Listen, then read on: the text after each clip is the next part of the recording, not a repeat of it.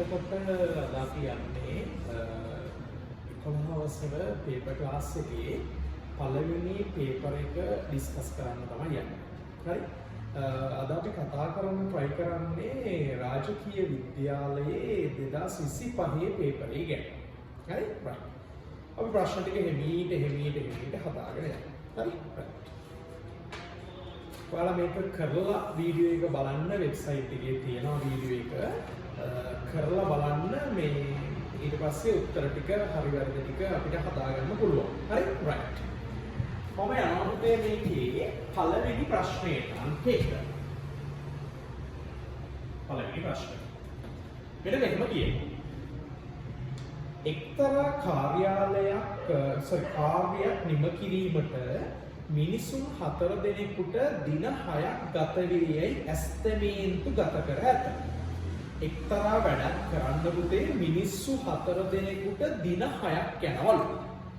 අපි ගමුකේ වැඩේ මෙන්න මෙහෙම කියලා මෙන්න මේ වැඩේ ගැන තමයි යාළුවෝ කතා කරන්නේ. මෙන්න මේ වැඩේ කරන්න මිනිසුන් 4කට දින 6ක් ගත වෙනවා. පුතේ මේ වැඩේ කරන්න මිනිස්සු 4කට දින 6ක් ගත වෙනවා නම් අපිට හොයාගන්න පුළුවන් මෙන්න මේකට යන කාර්ය ශ්‍රමය කොච්චරද කියලා. ඒ කියන්නේ අපි කතා කරන්නේ මිනිස් දින ගැනනේ. තේරුණාද? ඒ ශ්‍රමය හොයාගන්න කොහොමද දන්නවද? මෙතන ඉන්න මිනිස්සු ගාන ගුණ කරනවා දින ගාන. එතකොට 6 වරක් 4 24යි මොනවද මේ? මේ ඇවිල්ලා මිනිස් දින. මේ වැඩේ කරන්න යනවා මිනිස් දින 24ක්. මේ වැඩේට යන කාර්ය මිනිස් දින 24ක්. එයා කියනවා ඊට පස්සේ එම කාර්යම නිම කිරීමට මේ කාර්යම කරන්න දින 3කදී නිම කිරීමට මිනිසුන් කී දෙනෙක් ඕනද කියලා. මේ වැඩේම කරන්න යනවලු හැබැයි යන්නේ දින 3යි. මගෙන් අහනවා ඒකට යන මිනිසුන් ගාන කීයද කියලා. මං ගන්නවා පුතේ x කියලා. ඔයාලට තේරෙනවද මේ කට්ටිය try කරන්නේ මෙන්න මේ කාර්ය කරන්න කියලා. මේ වැඩේ කරන්න මෙයාලා try කරන්නේ. එහෙනම් මේ කාර්යයට මොනවා වෙන්න ඕනද? සමාන වෙන්න ඕන. එතකොට තමයි මේ කාර්යම මේ කට්ටිය කරන්නේ. එතකොට මට මිනිස්සු ගාන හොයාගන්න පුළුවන්. එහෙනම් මම කරන්නේ මෙතන කාර්යයට සමාන කරනවා. මෙතන කාර්යය ඇවිල්ලා මිනිස්සු x දින 3යි. ඒක සමාන වෙනවා. මෙතන කාර්යය අපි හොයාගත්ත 24ක්. x තනි කරගන්න 3 නැති කරගන්න දෙපැත්තම 3ෙන් බෙදමු. මේ 3ට මේ 3 සුළු වෙනවා. x සමානයි 24 3ෙන් බෙදුනම කීයද? 8. එහෙනම් යනවා මිනිසුන් කොච්චරද පුතේ? 8 දෙනෙක් යනවා. එහෙනම් පළවෙනි ප්‍රශ්නයට පිළිතුර ලැබෙනවා කීයක් කියලාද? 8ක් කියලා. මිනිස්සු 8ක් ඕන මේ කියන කාර්යය කරන්න. හොඳයි. දැන් අපි යමු දෙවෙනි ප්‍රශ්නයට. අංක 2. දෙකට ඔයාලට දෙනවා පුතේ මෙන්න මෙහෙම සමීකරණයක්. 3 බෙදීම 4x ඍණ 1 යට 3x සමානයි 5 බෙදීම 24ක් කියලා. සමාන ලකුණක් තියෙනවා වම් පැත්තක් දකුණු පැත්තක් තියෙනවා නොදන්නා පදයක් ඉන්නවා x කියලා. දැන් පුතේ මෙතන විසඳනවා කියන්නේ x තනි කරන්න එපා. පොඩි කේස් එකක් තියෙනවා මෙතන x ඉන්නවනේ තැන් දෙකක තියාගෙන තනි කරන්න බෑ. එක තැනකට ගන්න ඕනේ. එහෙනම් අපි මේ දෙන්න අඩු කරලා ඉන්නේ. පොඩි කේස් එකක් තියෙනවා අඩු කරන්න බෑ ඉරයට සමාන නෑනේ. තේරෙනවද නේද? සමාන කරගන්න ඕන. මට කියන්න දෙතනම නම් x ඉන්නවා අවුලක් නෑ. 4යි 3යි කීය කරන්න පුළුවන්? 4යි 3යි මට කරන්න පුළුවන් 12. හරි. එහෙනම් පුතේ මෙතන 12 හදාගන්න මේක 3ෙන් ගුණ කරමු. පොඩි අවුලක් තියෙනවා යට 3ෙන් ගුණ කරොත් උඩත් 3ෙන් ගුණ කරන්න ඕන. මෙතන 3 12 කරගන්න 4ෙන් ගුණ කරමු. එහෙනම් උඩත් ගුණ කරන්න ඕන.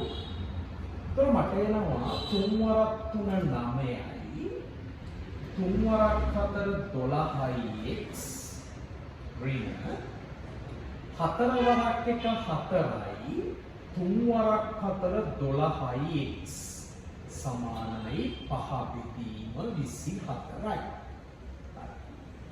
දැන් ඉතින් 9න් 4ක් අඩු කරන්න 5යි බෙදීම 12යි x සමානයි 5 බෙදීම 24යි.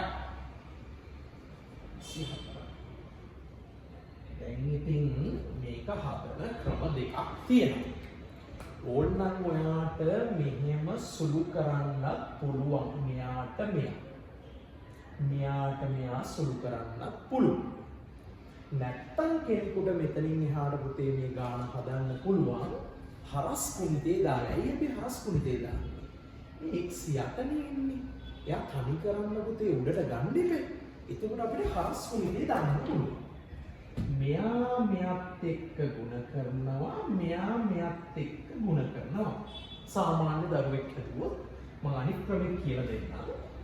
මෙයා මෙයාගෙන් ගුණ කරනවා පුතේ අපි ගුණ කරලා ලිව්වත් කමන්නේ නැත්නම් අපි 5ක් ගුණ කිරීම 24 කියලා දාගමු. ඒක අපි ලොකුට සුළු කරගන්න ඕනවද? ඒක කැපිලා යනවනේ. හරි. මෙයා මෙයාගෙන් ගුණ කරමු. 5 ගුණ කිරීම 12x. හරි. දැන් x තනි කරගන්න පුතේ මෙතන 5 ගුණ කිරීම 12 60 කරදරයිනේ. අපි 5 ගුණ කිරීම 12න්ම අයින් කරලා දාමු. නැත්නම් 60 කෙරුවට අවුලක් නෑ, ප්‍රශ්නයක් නෑ.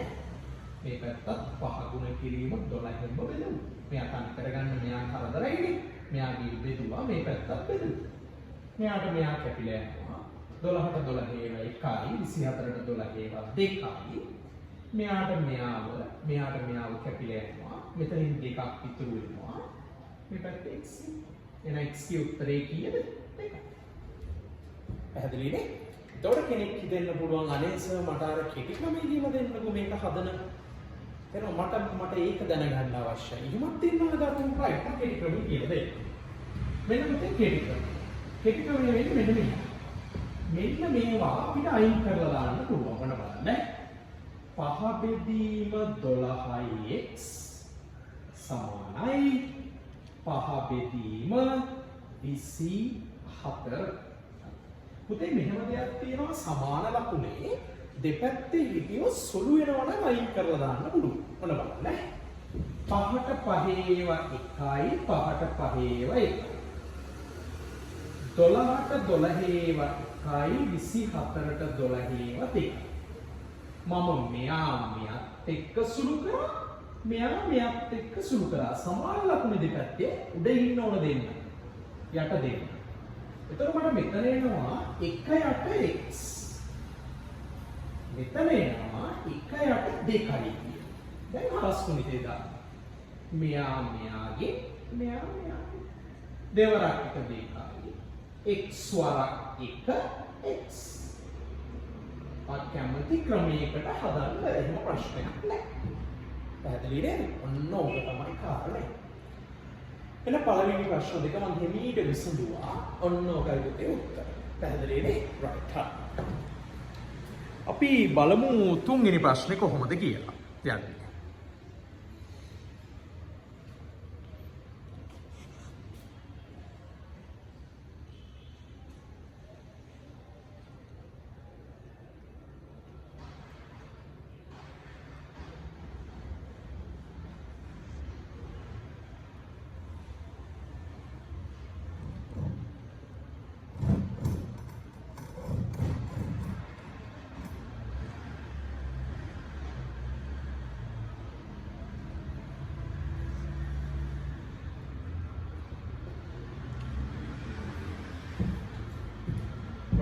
හරිද? හරි.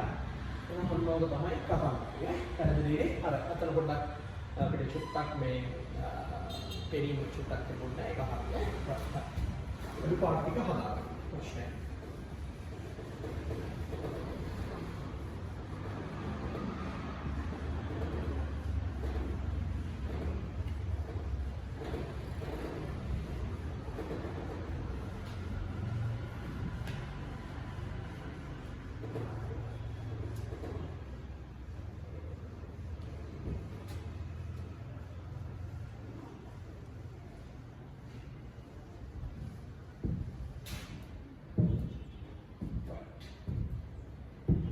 එතකොට පුතේ තුන්වෙනි ප්‍රශ්නේ තියෙනවා අපිට රූපේ අඳගන්න එකේ පොඩි ප්‍රශ්නයක් තියෙනවා. රූපේ අඳගන්න කරමු නේ ගැටලුවක් නැහැ. අංක 7. ඔයාලා දෙනවා පුතේ මෙන්න මෙහෙම අර්ථ රූපය. මේක මොකද්ද? අර්ථ රූපය. දැන් කියනවා දී ඇති කේන්ද්‍රික ඛණ්ඩයේ කේන්ද්‍රික ඛණ්ඩයනේ වෘත්තයෙන් කපාගත්ත කැලලක් නේ. ශාප දිගේ 11යිලු අරය හොයලා දෙන්න. උදේ මේකේ මෙන්න මේ ශාප දිග තියෙන්නේ. මෙන්න මේ ශාප දිග එයා කියනවා සෙන්ටිමීටර 11යිලු. හිතන්නකෝ මෙහෙම. ශාප දිග 11 සෙන්ටිමීටර. කොට කියනවා හොයලා දෙන්න කියලා ආරයි. පුතේ අරය හොයන්න කියපු ගමන් අපි මොකද දන්නවද කරන්නේ? ඉස්සල්ලාම ගන්නවා වීශීය පදයක් අරය. තම ගන්නවා පුතේ අරයට x කියලා. දීලා තියෙන්නේ පුතේ මේ අර්ධ වෘත්තයේ ඡාප දිගනේ.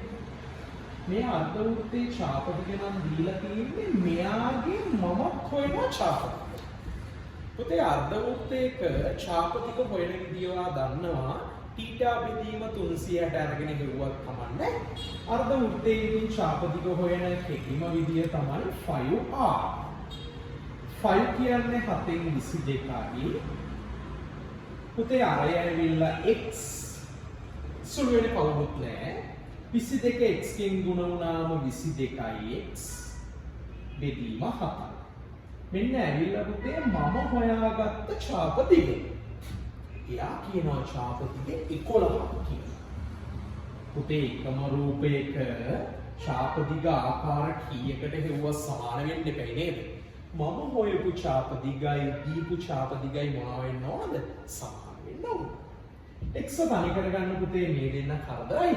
දාමු සමාන ලකුණෙන් එහා පැත්ත නැත්නම් හරස් කුලිතේ දැම්මත් කමන්නේ. මේ පැත්තේ එකක් කරගෙන ඊට වඩා ලේසි 7 කරදරයි 7 සමාන ලකුණෙන් එහා පැත්තට යනකොට උඩට යන්නේ.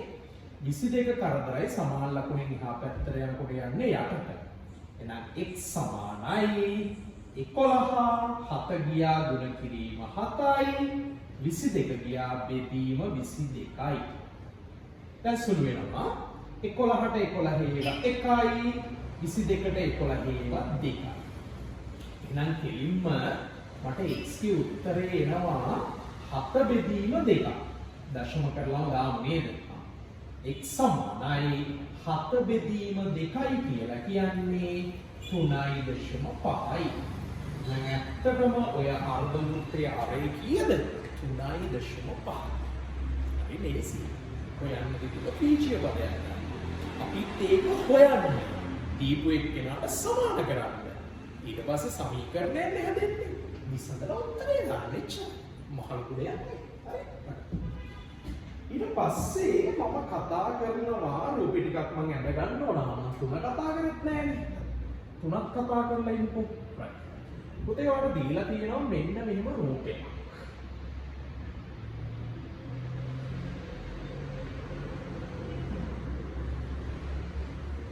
මේක Qලු, මේක Rලු, මේක Sලු, මේක Tලු, මේක Pලු.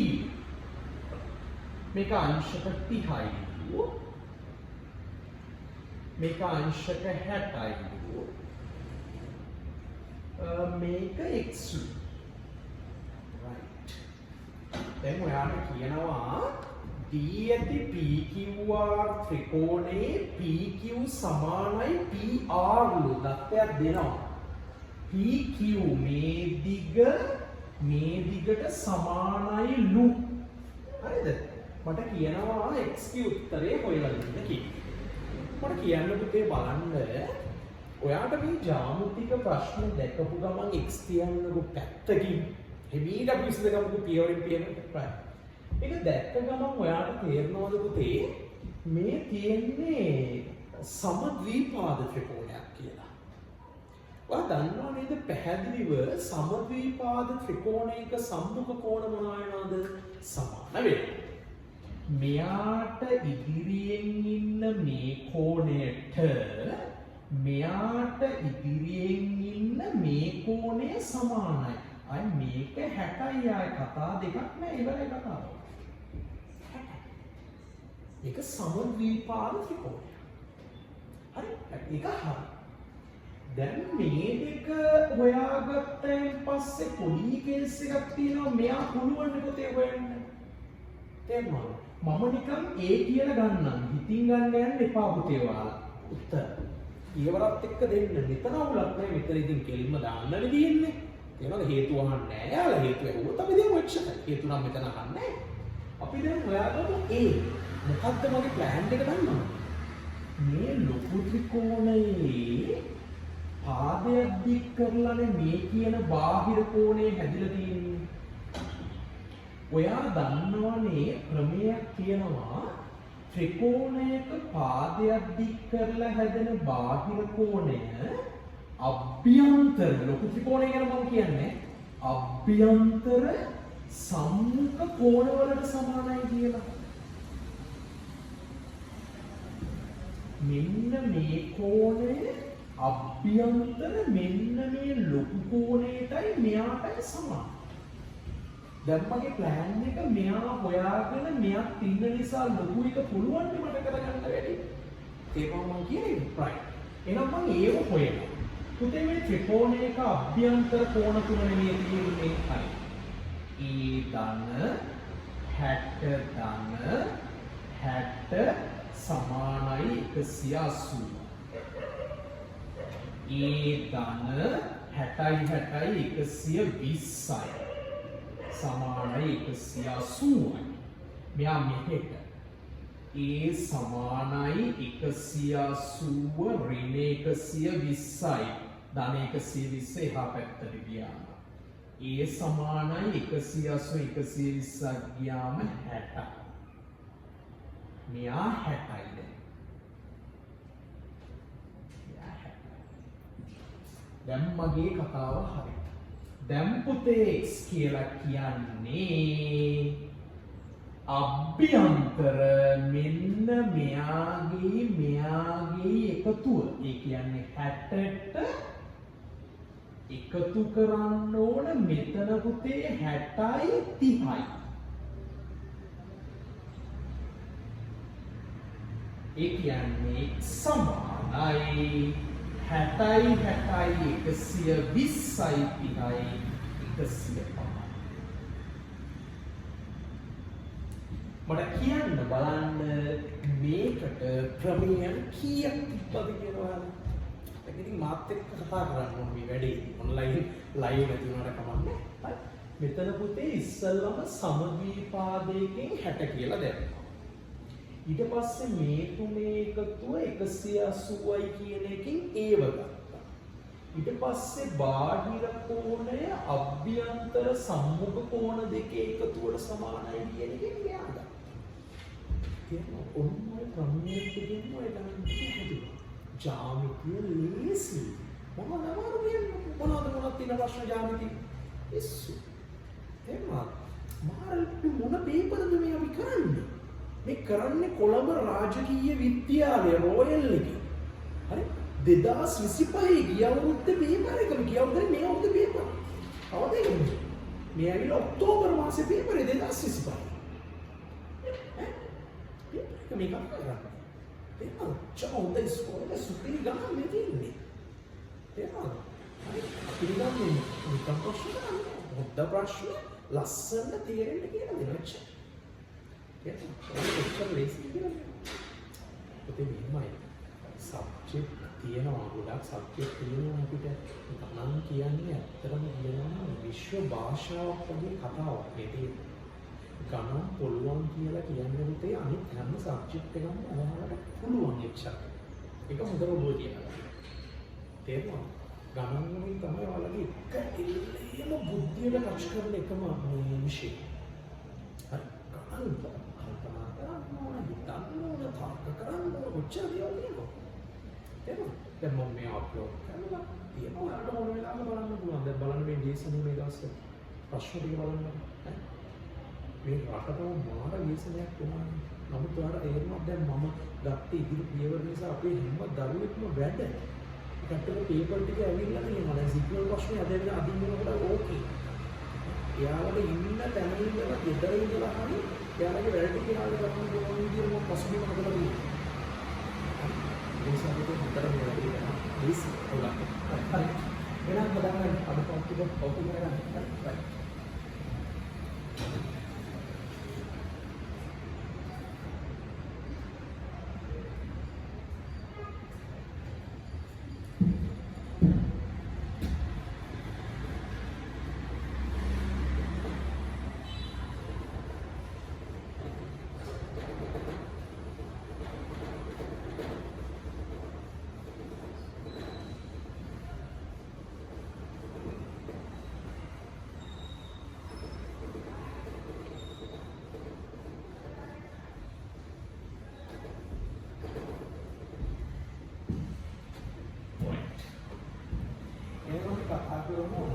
කවචෝන්තික ප්‍රශ්නයක් තියෙනවා අංක 5.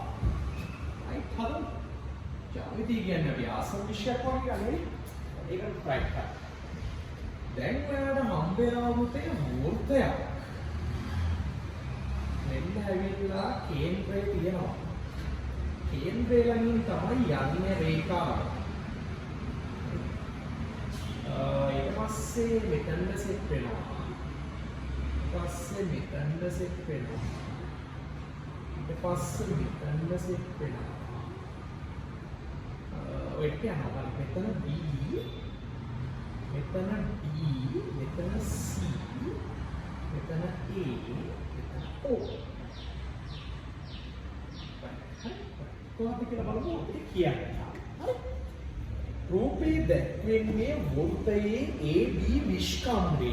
මේක පුතේ විස්කම්භය. මොකක්ද එතකොට ඔළුවට යන කාරණේ කියන්නේ ඔයාලා දැන් මේ අරයන් දෙකක් නේ. අරයන් දෙකක් නෙමෙයි තියෙන්නේ. හරි. පුතේ ඔයා ඉගෙන ගන්න තියෙනවා නේද වෘත්ත ප්‍රමේය.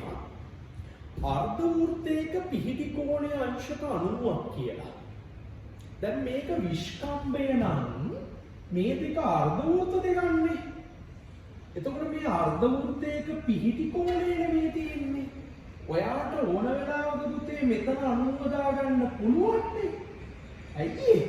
අර්ධ වෘත්තයක පිහිටි කෝණයේ අංශක 90යි. ඔන්න මම මේ ප්‍රමේය මම දැක්කා. 90 දැක්ක බලමු ඉතින් අවශ්‍ය වුණොත් එහෙමයි. නැත්නම් ගැටුවක් නැහැ. right හරි. ඊට පස්සේ කියනවා CA සමානයි CD. CAO මේක.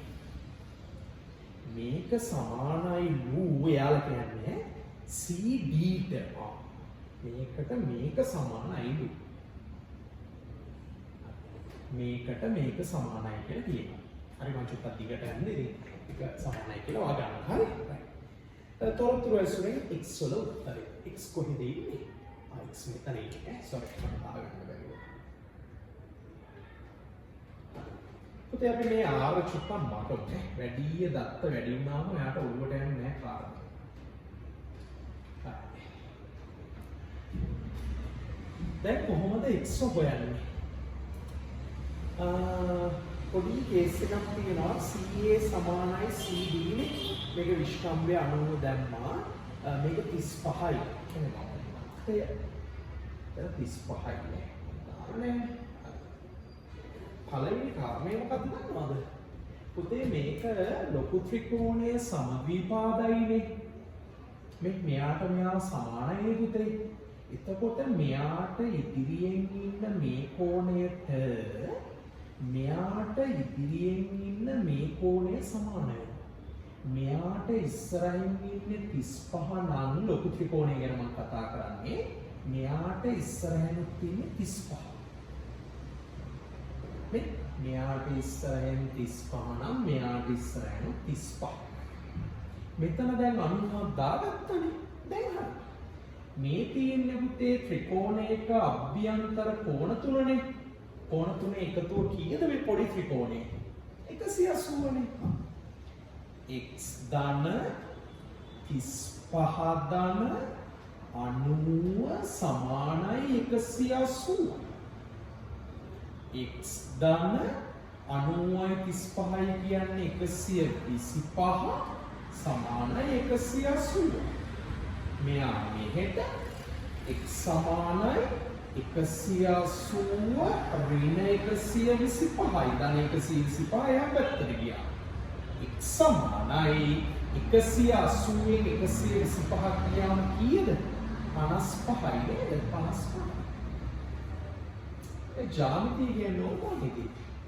හැබැයි මට මේ ගාන හදන්න බෑ 90 දැම්මේ නැත්තම්. පැහැදිලි?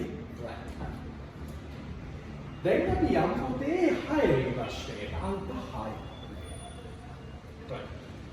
ඔයාට දීලා තියෙනවා එතනක් මූර්තයක්. මෙහෙම එකක් දීලා තියෙනවා. මොනවද මේවට අපි කියන්නේ? මේවට අපි කියන්නේ වටපස්තාර කියලා. මෙතන 90යි. මෙතන 140යිලු. පුතේ මේක මිදිලු. මේක කෙසෙල්ලු. මේක පැපොල්ලු.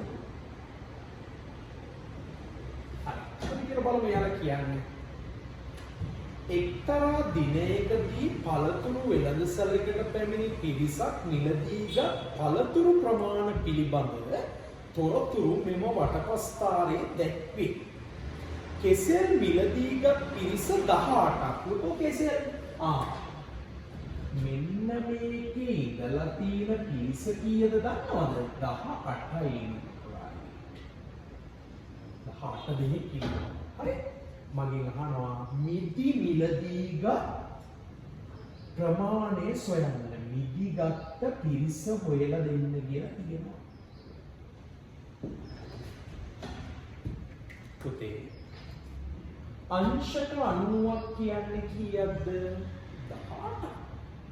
බැරිද අපිට 140ක් කියන්නේ කීයද කියලා හොයාගන්න? අපේ පිරිස නේද අහන්නේ. පුතේ හොත්තට මතක තියාගන්න ඕන අහන කෙනා උඩ ඉන්නේ. තේරුණාද? එහෙනම් මෙතන වැදගත් தත්ත්වයක් අපිට තියෙනවා.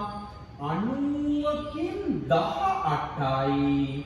එහෙනම් බලමු 140කින් කීයද කියලා. මෙන්න වැදගත් தත්ත්වය 90කින් 18යි. 18කින් 90යි. මෙහෙටත් යනවා මෙහෙටත් යනවා. පිරිසනේ අහන්නේ මෙයා උඩ. අංශක 90කින් 18 නම් හරිද? 140කින් කීයද කියලා බලමු. 90කින් 18 නම් 140කින් කීයද? අසුරු කරමු. බිඳුවට බිඳුවයි 9ට 9ව 1යි 18ට 9ව 2යි දෙවරක් 14 28යි. පුතේ නිදි නිදීගත් අය 28 දෙනෙක් ඉන්නවා. පැහැදිලිනේ? ඒ සීනේ බලන්නකෝ. ඇයි අපි වැඩ කරන්නේ නැත්තේ? හැම වෙලාවෙම මේක විතර ගන්න. අපිට වැඩ බැරිද? අපිට වැඩ පුළුවන්. අපි වැඩ කරන්නේ. ඒක හිස්සේ. අපි අදක්ෂද? නෑ අපි අදක්ෂද? වැඩ කරන්නේ නැති නිසා තමයි මේ වැඩේ වෙන්නේ. හරිද? ඉස්කෝලේ ඉගෙන ගත්තා ක්ලාස් ගියා කියලා මොකද කරන්නේ? ඒව නැවත බලන්නේ. හෙට ක්ලාස් නම් හෙට ඉස්කෝලේ නම් ඒක කලින් දවසේ බලන්නේ. මේ ප්‍රශ්න මත පුතේ මේ වෙලා තියෙන මේ කතන්දරේ. නැත්තම් ඇත්තටම අදක්ෂ කියලා ළමයි නෑ, සියල්ල දක්ෂයි. අපි ඉන්නේ අර අදක්ෂයි කියලා මිනිස්සු කියන කතා කියන ළමයි. ඒක කිල්ල දක්ෂය කරන්නේ අපි මම නම් කවදාවත් කියන්නේ මෙයා දක්ෂයි මෙයාට වැඩ බෑ කියලා වැඩ පුළුවන් මෙයාලා වැඩ කරන්න ඒකයි කේස් එක ඒකක් ගන්න හැමෝටම බැරිද පුළුවන් ගන්න උනන්දුවනේ ඒක ප්‍රශ්නේ right බලන්න කොච්චර කේස් එක දැන් අපි යන්නේ හත්වෙනි ප්‍රශ්නේ ඔය ලකුණු කීයද ඔය අපි එකතු කරගෙන යන්නේ දෙක ගන්න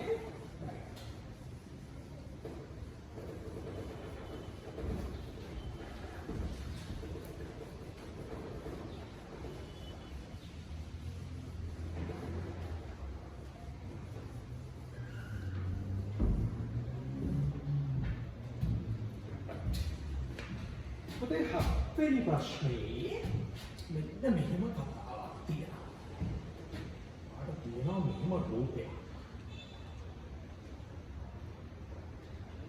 මේක නම් පෙනුමෙන් සමාන්තරාශ්‍රයක් වගේ. ඔව් සමාන්තරාශ්‍රයක් තමයි. තියෙනවා 90යි 35යි x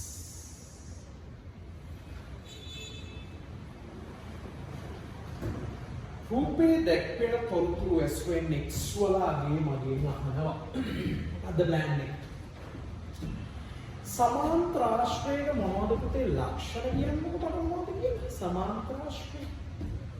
සම්මුඛ පාද සමාන. සම්මුඛ කෝණ සමාන. විකර්ණ එකිනෙක සමච්ඡේද වෙනවා.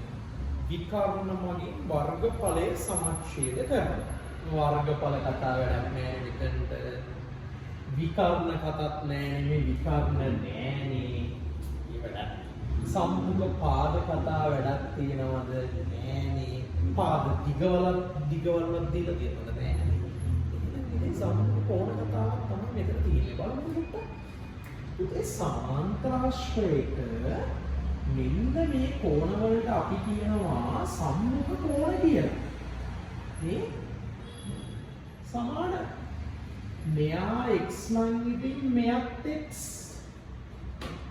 මේ කෝණයට සමානයි දාන්න එපා ඉතින් වැඩක් නෑ ඕනම් දාමුකෝ නිකන් ඔයාලට නිකන් අයිඩියා එකක් එන්න right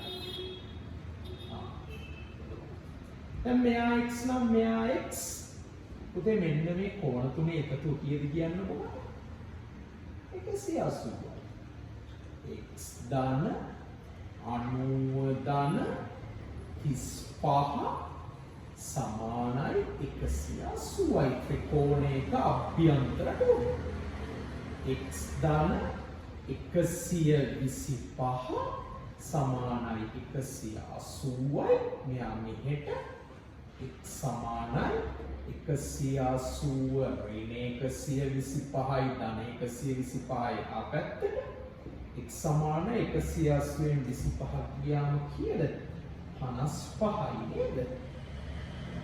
ඔව් 55යි 60යි that's right. එහෙනම් ඔන්න ඉතින් මම කෙටි ප්‍රශ්න ටික කතා කරා. ලකුණු දෙක ගානේ ලකුණු තියෙනවා 14ක්. ඔයාලා මේ ලකුණු ටික දාගන්න. හරි අඩුපාඩු ටික. අනේ වහනවා. Right.